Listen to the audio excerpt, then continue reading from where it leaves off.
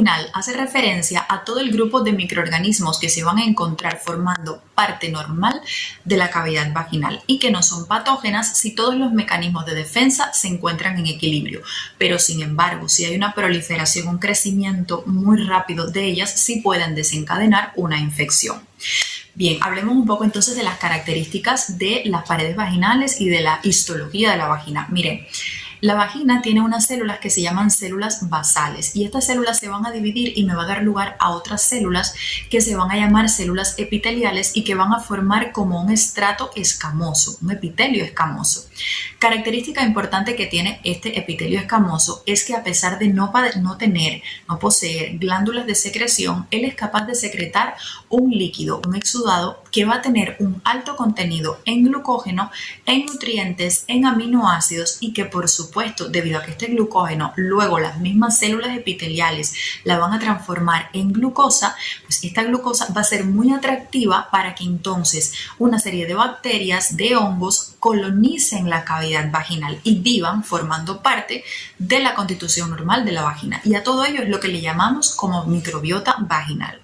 Ahora, ¿qué pasa? El hecho de que estas células epiteliales secreten más o menos cantidad de este líquido, de este exudado, va a depender de dos factores fundamentales. El primero es la concentración de estrógenos, o sea, las hormonas, y el segundo va a ser la presencia de una infección activa vaginal. De modo que cuando la mujer está teniendo una infección, ya sea bacteriana, sea por hongos, por ejemplo, como la Candida albicans, inmediatamente el epitelio va a responder produciendo una gran cantidad de líquido de este exudado. Por eso es que verás que cuando una mujer tiene infección vaginal produce leucorrea, o sea, que tiene una pérdida en su ropa interior, porque el epitelio va a tratar de arrastrar, de sacar hacia afuera ese patógeno que está representando un riesgo para la salud de la paciente. Y la primera causa de que aumente la producción de este exudado, pues sería, como ya lo dije, las hormonas. Y es que, familia, la microbiota vaginal se ha demostrado, mira que se ha estudiado, que no va a ser igual en todas las etapas de la vida de la mujer.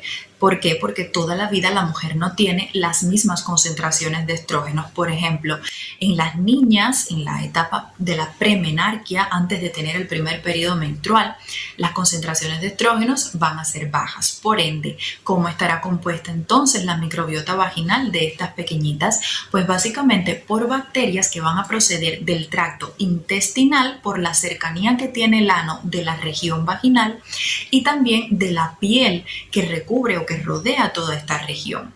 Cuando ya la mujer tiene el primer periodo menstrual, ya comienzan los picos estrogénicos, la mujer entra en su etapa fértil y entonces aquí las células del epitelio empiezan a producir grandes cantidades de este líquido, que además no solo va a contener glucosa y aminoácidos, sino que también va a tener en su composición una serie de elementos de defensa, como por ejemplo es la inmunoglobulina A, o van a tener células también fagocíticas, células que se van a encargar de eliminar todos los agentes que puedan comportarse como patógenos para el organismo de la mujer, como los macrófagos, como los neutrófilos.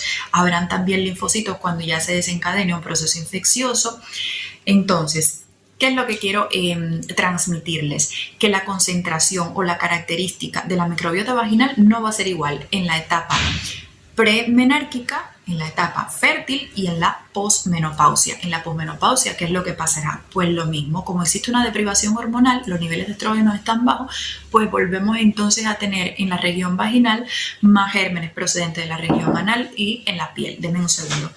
Coming. Doctor. Yes, tell me. 2 horas después. Bueno, tuvimos una pequeña interrupción, pero ya saben que estoy trabajando. Entonces, bueno, vamos, para no perder el hilo, les quería decir que cuando la mujer está en la etapa fértil, que es la etapa de la que vamos a hablar ahora un poquito más, este cambio de flora que se va a producir debido a la cantidad de glucosa que va a haber a este nivel, pues va a ser posible de que entonces colonicen esta región vaginal los lactobacilos. Y básicamente los lactobacilos se van a comportar, familia, como los verdaderos policías de la cavidad vaginal. Y ahora me dirán, ¿y esto por qué? Bueno, porque el lactobacilo va a ser el encargado de mantener un equilibrio en el ecosistema que va a tener la cavidad vaginal. Imagínense que una cavidad va a estar de pronto llena de bacterias como la Gardnerella, llena de hongos como la Candida albicans. Entonces, si nosotros no tuviéramos un mecanismo que me logre a mí estabilizar toda esa cantidad de gérmenes, estuviéramos viviendo toda la vida con infecciones. Y la persona, o digamos el microorganismo encargado de poner orden en este lugar va a ser el lactobacilo de Doderlein.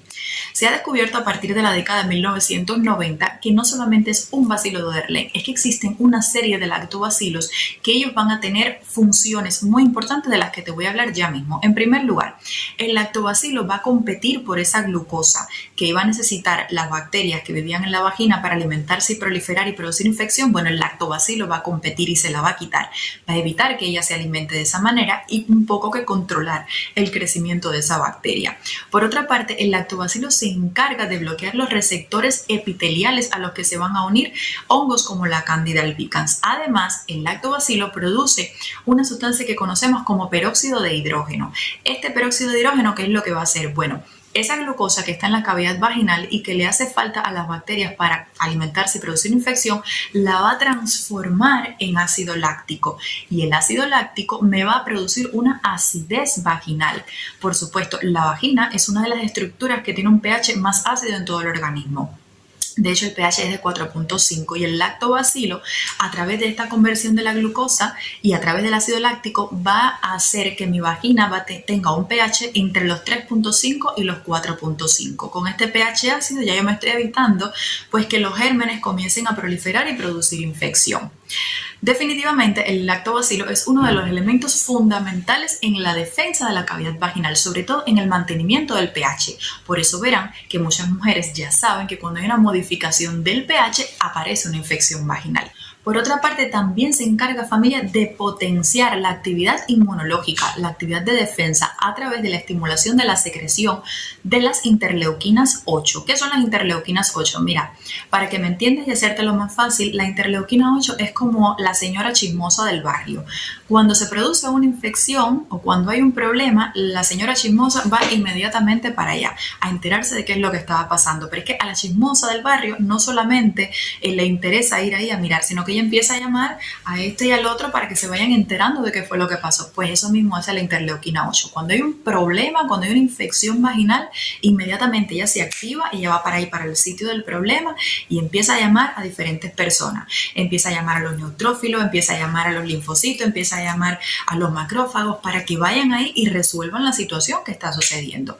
Entonces, definitivamente, esta interleuquina, que es proinflamatoria, jugará un papel importante y fundamental también en el control de las infecciones, como mismo lo hacen otros componentes de ese exudado epitelial que producen las células epiteliales vaginales, como es, por ejemplo, la inmunoglobulina A.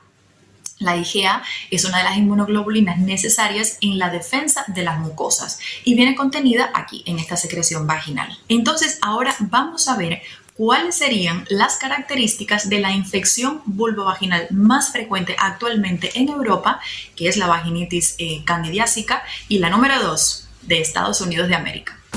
Si deseas más información sobre la candidiasis vaginal, te invitamos a que veas el programa completo en YouTube. ¡Te esperamos! Bueno, ya, hasta luego. Chao, familia. Cuídense muchísimo.